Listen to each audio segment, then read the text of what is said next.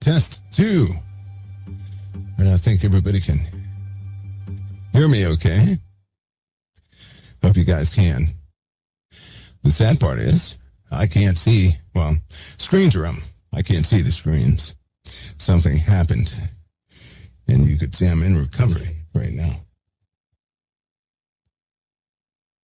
So let me explain so you guys understand. I likely will not be on long tonight. I need one more day or at least 8 hours for my eyeballs to heal.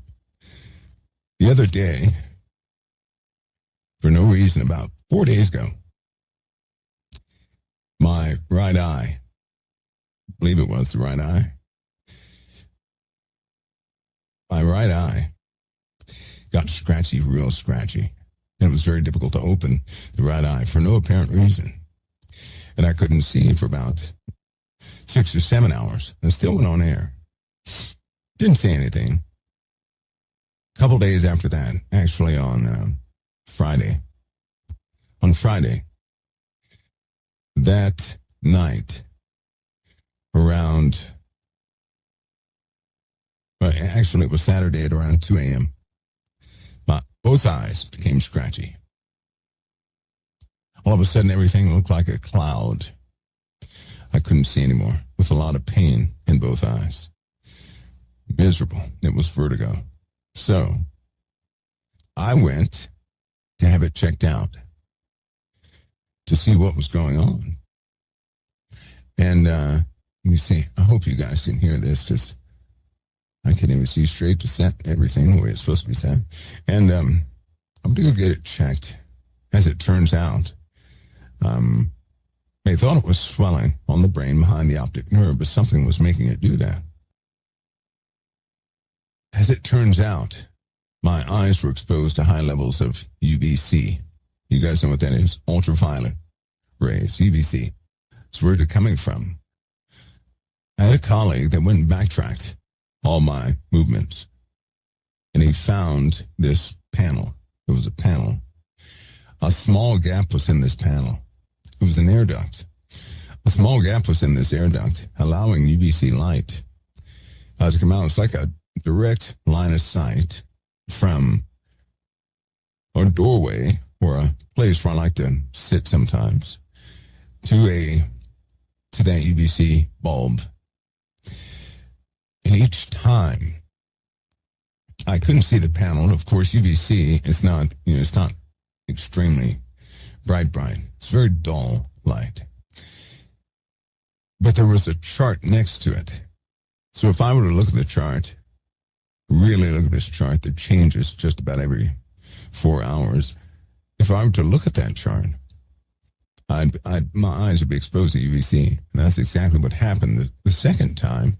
I had committed that chart with some new things on the chart. So I looked at it probably about a good 30 minutes, referencing the chart, going through notes. And so for 30 minutes, my eyes were exposed to UVC, which it essentially gives you sunburn on your eyeball, right? Essentially. Now, that's just not good. As your sight goes, your vertigo starts.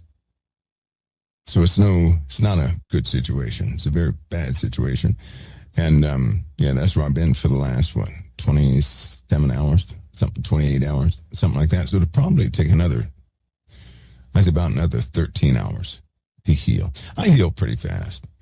So, but here's the blessing in it. Most people, upon looking at that type UVC for about 30 seconds, right, that can constitute permanent eye loss. That means you won't be able to see again ever. The burning will be that severe. I had vision back after about 20 hours, 22 hours, somewhere around there. It is still uncomfortable, but the vision is coming back. So as a plus, I can't see everything, of course. And this is funny, things are very bright. I mean, very bright. I can't look at the computer screens. I have shades on. Actually, I have ND shades on, right? And everything is bright. So a computer screen looks like the sun to me. If I turn everything out, I have excellent night vision. Anyway, that's where I'm at. So I won't be able to do a full broadcast because that wouldn't work. I can't read anyway. I can't see your comments. I can see blurs going up and down. That's about it. That's about it. UVC is used.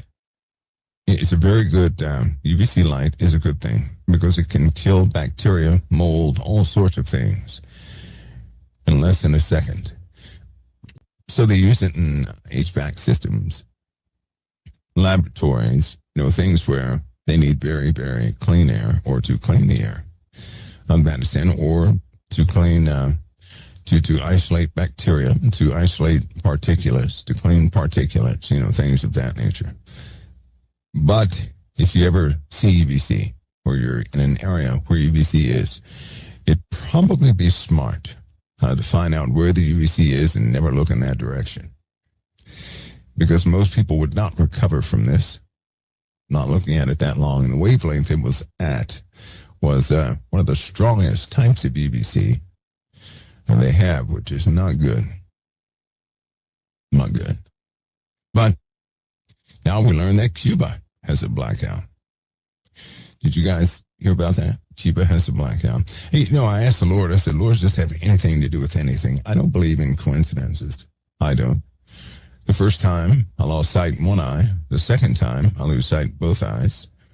I don't believe in coincidences. I know that in hindsight, something dealing with my life will have something to do with what I just went through. Or it will have changed something so I can overcome something else. In every case, that's just about the way it is. But it makes me wonder about this world, the state of this world. For example, the storms. Have you guys looked at the storms today? Are you aware that certain places have had so much rain and it was not forecast? These are pop-up storms being fueled by Gulf air and hot temperatures. Roofs are starting to collapse through the sheer weight of the rain. Are you guys aware of that?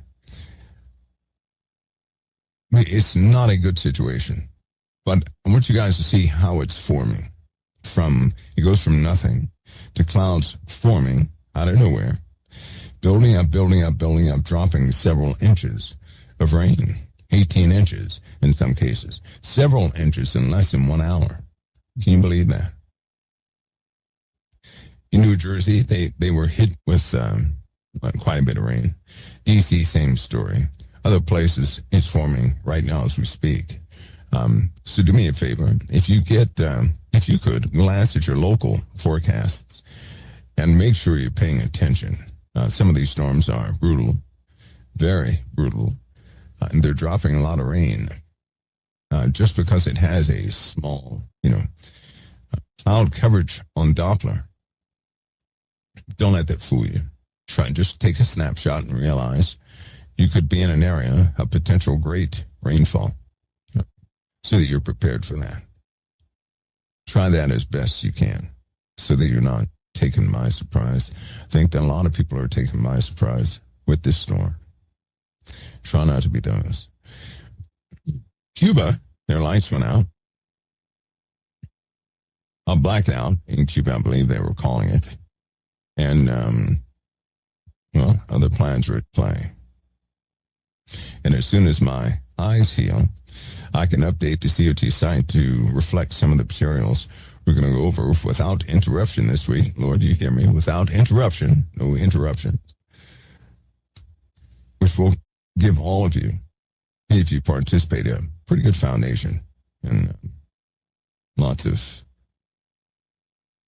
grounding practice this week. Because whether people accept it or not, there's a change. We're always within a change, but there's a change not exactly for the outcome most people think. Now, it's something all of us have to endure. But there's several things that will somewhat collide at the exact same point, causing an eruption of events to take place. And none of you need to have confusion when this happens. So with a bit of integrity and clarity, I believe that would serve anybody who's listening well. I believe it would. If you guys have an idea, you won't be deceived like the majority of this world is about to be deceived. You'll stand much better than the other person, but you'll still have a task on your hand. If you're a believer in Christ, hopefully you are, I pray that you get yourselves prepared for people to choose some things that are going to shock you. To choose a path that will shock you. If you're a believer in Christ, you're going to choose the Lord's way. And those ways that have to deal with the righteousness of Christ. For those who are not of the Lord, they're going to choose an alternate path. And you've got to get yourself prepared to see this, to endure this. That'll be one of the hardest things you'll ever have to do in life, is to see some of your loved ones choose a path so dark in this given time. Everybody has a choice.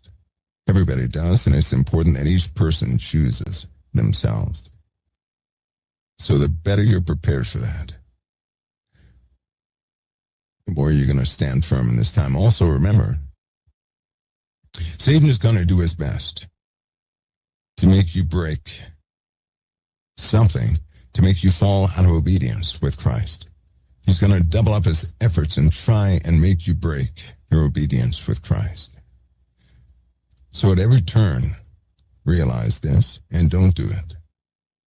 Understand that he's at work. In the Bible it says, when he was cast to earth, he discovered he was cast to earth and he was enraged. So, and he went out to really destroy them because he knew he had but a short time. That means that it sounds like when he found out he was cast to earth, he pulled out all the stops. Right? Well, I believe that time is right now. It's been underway. It's getting worse. So remember that. Prepare yourselves to see other people choose what you never thought they would choose. Prepare yourselves for that. Because if they could, they would draw you underneath with them. Sympathy is one thing, but to follow somebody into darkness and to compromise your own faith, right, with some grand idea to help somebody else out doesn't work. You always have to stay anchored in your faith, and everybody has a choice. We help as much as we can, but if a person persists in choosing darkness, you can no longer, you can't help that person. You can only help a person who desires Christ. That's who you help. You cannot help a person who does not desire Christ. You can be an example of righteousness, but it takes the Lord. Right? It takes the Lord to break a person that way. Look at Paul on the road to Damascus. His vision had to be taken away so that he would listen to the Lord. Otherwise, he wouldn't listen. He wouldn't listen to anybody. And that was clear after they told the story of just how many people knew exactly who he was. So the Lord has his way. Jonah, same thing. Jonah wouldn't listen for anything. He was choosing his own way of expediency outside of obedience to the Most High. And so he got swallowed up by a fish because he would not listen to the Lord. Moses was almost killed, struck down because he failed to circumcise his son. And God spoke to his wife because Moses at times was hard-headed, a bit stubborn. So the Lord will intervene. He will. But each person has to make a choice. And that choice has to be theirs. It has to be a choice of truth. Nobody's going to be forced to go to the kingdom. Nobody's going to be forced to go to, perdition. No one. It's a person's choice. And everybody will have ultimately followed what they truly believed in. So recognize that. But when a person chooses darkness and they begin to shun Jesus Christ, there's nothing else you can do. You cannot force that person to come back. You can only invite that person to come back. You can be a demonstration to that person, but you cannot force them to come back. You got to get your hearts ready for the truth, because the truth is there will be a falling away.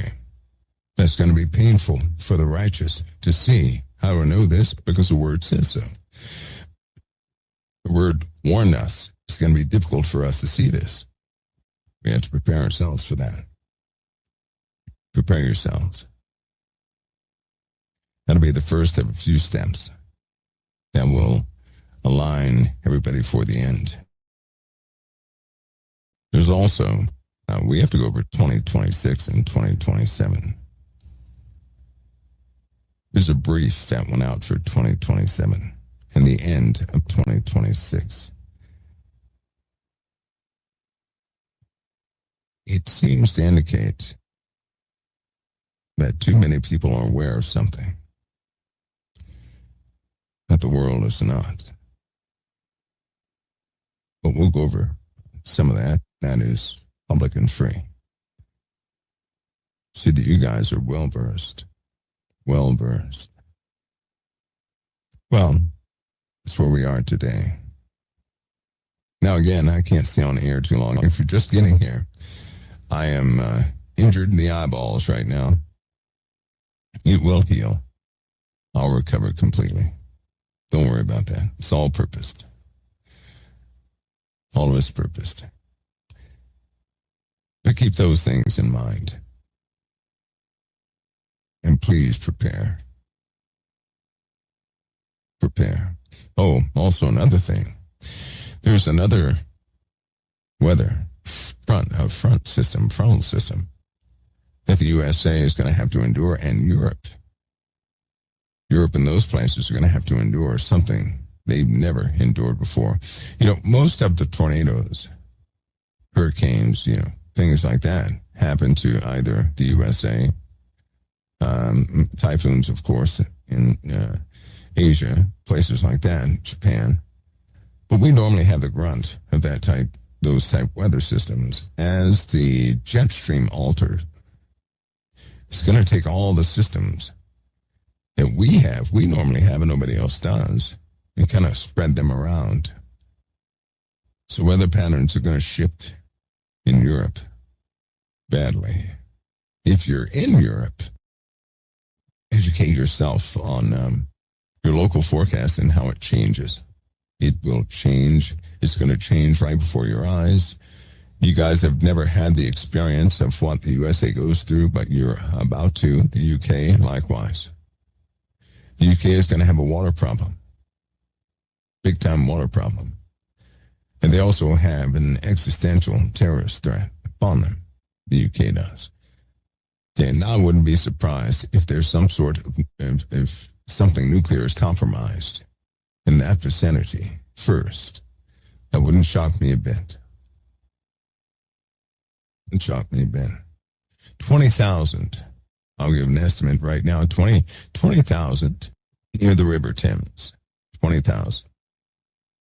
Gone in a split second near the River Thames. That's the type of threat that's upon this world right now.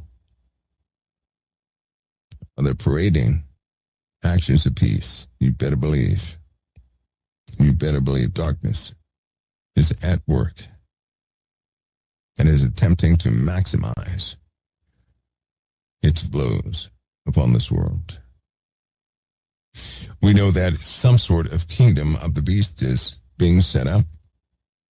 It does not represent the light of Christ.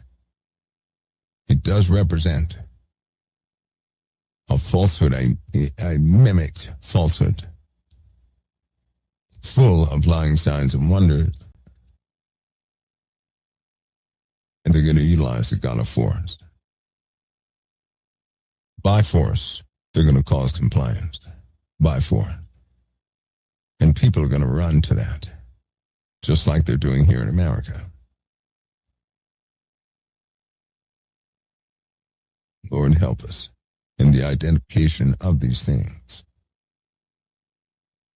that we may also keep our faith. Be strong, everybody, and look out for each other. Remember, these pop-up storms are no joke. And should these temperatures persist, we're going to have a bit of a cool down followed by some very aggressive weather. Prepare for that too. Please prepare for that. And again, if near the equator, if those winds shift enough, it could be enough to change the jet stream. All right. Listen, that's all I have for you tonight. I cannot stay on long. I'm going to give my eyes a few more hours to heal. I should be good to go tomorrow, completely good to go tomorrow. I'll be able to read at least your comments and feedback and see what buttons I'm pressing here and there. Should only take about, I'd estimate maybe anywhere from 8 to 14 hours, I'd say. So God bless each and every one of you. I'll be fine, by the way. Don't worry about me. I'll be fine. I do. It's all purposed. We don't know why in the beginning, but we eventually find out. God bless each of you. I'm going to see you guys next time, right here at the Council of Time. And tomorrow afternoon, somewhere around there, I will update the homepage. I simply couldn't see it. I can't see it right now. I couldn't see it today or throughout the weekend to make any real changes. I tried on two, and that was rough. So I'll see you guys next time right here at the Council of Time. God bless.